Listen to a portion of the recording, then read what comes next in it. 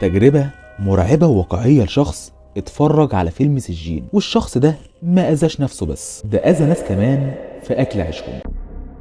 ازيكم يا ابطال؟ كلنا عارفين ان السحر مذكور في القرآن، ومادام ذكر السحر ذكر الجن، والوقت اللي احنا فيه ده ما بقاش في حاجة مش ممكن تحصل. كل شيء اصبح بيتعمل بمسميات مختلفة، زي مثلا انهم يعملوا لك سحر ويقدموه لك في شكل فيلم، والهدف من كل ده ارضاء الجن على حسابك انت، زي ما حصل في فيلم سجين. فيلم سجين ده اتعمل منه 6 اجزاء قبل كده، ما حدش سمع عنهم اي حاجة غريبة ولا قالك ما تتفرجش عليهم. اي نعم، في بعض الناس قالك ما تتفرجش، بس ده علشان المناظر البشعة اللي كانت فيه، ولكن فيلم سجين الاندونيسي ده شيء تاني تماما، والسحر موجود فيه في كل مشاهده. المهم، صاحب القصة اسمه عبد الرحمن من الاسكندرية، شاب عنده تقريبا 21 سنة، والشاب ده سمع عن فيلم سجين الأخير وقرر يستكشف الفيلم بنفسه ويشوف اللي بيتقال عليه ده صح ولا لا. واكتشف بعد كده انه كان اغبى قرار خاده في حياته. عبد الرحمن ليه صاحب اسمه عمر فاتح سايبر، فراح له وعرض عليه فكرة انهم يتفرجوا على الفيلم في السايبر بتاع عمر، ودي حركة كانت خبيثة شوية من عبد الرحمن، لانه سمع من الشيوخ وغيرهم ان مهما حصل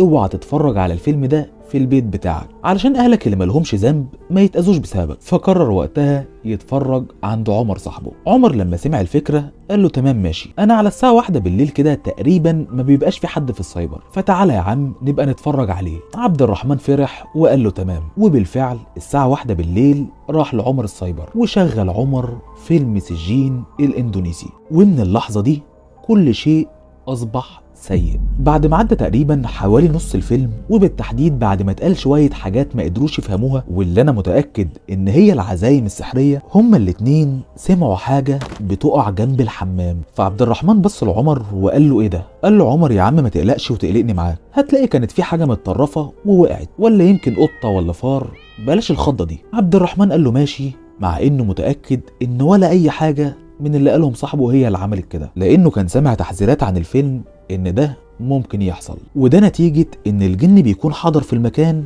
وبيعرفك انه حضر. عبد الرحمن بلع ريقه بالعافية ورجع يتابع الفيلم، وكان قاعد مش مركز معاه ومستني يسمع حاجة تانية. وبالفعل ما عداش كتير وسمع شيء بيقع في نفس المكان، فبص لعمر وقال له دي حاجة متطرفة برضه. المرة دي عمر شك وكان باين على وشه الخوف، فقال له انا هقوم ابص كده واشوف فيه ايه. عبد الرحمن قال له ماشي. قام عمر وراح عند الحمام وبص فيه كويس، وقال له هو لسه بص عند الحمام يا عم مفيش اي حاجة اهو، ما تقلقناش بقى. فعبد الرحمن قال له تمام ماشي، انا اللي شكلي كنت موسوس، تعالى يلا نكمل الفيلم. في الوقت ده عمر ما ردش على عبد الرحمن، فقرر عبد الرحمن عليه الكلام تاني وقال له يلا يا ابني نتفرج على الفيلم، وعمر لسه ما بيردش عليه. فلف عبد الرحمن وشه يبص على عمر صاحبه، شاف حاجة غريبة. شاف عمر بيبص للحمام وهو مبرق وعمال يرجع بالراحة وبيترعش وكأنه روحه هتطلع، وفجأة عمر بيترمي على الأرض وبيغمى عليه، والرمية بتاعته ما كانتش رمية حد فقد وعيه، ده كأن حد زغده أو زقه بقوة، لأنه اترمى بعيد عن المكان اللي كان واقف فيه. وقتها قمت أجري عليه وقلت له إيه يا عمر مالك في إيه؟ وعمر وقتها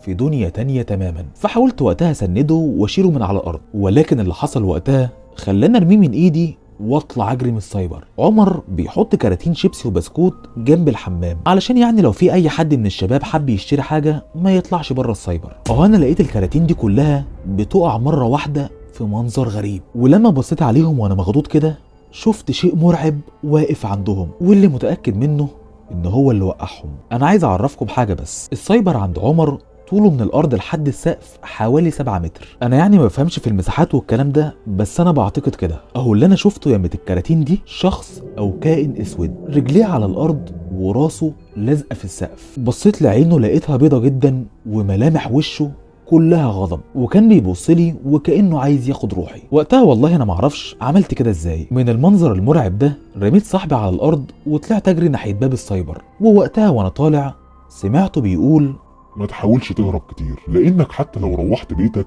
هكون معاك. سمعت منه الكلام ده وهربت برضه. واول ما طلعت وبعدت شويه رنيت على ابو عمر صاحبي وقلت له يا عمو حصل كذا كذا، ودلوقتي عمر مرمي في السايبر ومغمى عليه. ابو عمر قفل معايا وانا وقفت من بعيد اراقب الوضع، وبعد شويه شفت ابوه راح وسند عمر وخرج بيه. فوقتها اطمنت شويه وروحت على بيتي. لما فتحت الباب ودخلت لقيت كل العيله كانت نايمه، فانا كمان من الاحداث المرعبه اللي حصلت دخلت تحت البطانيه وانا بترعش، وفجاه احس ان في حد قعد جنبي على السرير. قمت ببص وانا مخضوض لقيتها امي. قالت لي ايه يا ابني اللي اخرك بره كده؟ فمن الخوف اللي كنت فيه وقتها اترميت في حضنها وبدات احكي لها على كل اللي حصل معايا. بعد ما حكيت لها بشد جسمي منها ما بقتش عارف. قلت لها يا امي في ايه؟ انت قافله دراعاتك عليا كده، انا حاسس ان انا بتخنق وهموت. وهي مفيش. وفجاه بدات تعصرني بايديها وتقول مش قلتلك مش هتقدر تهرب مني؟ وفجأة جسم أمي أو اللي أنا كنت فاكرها أمي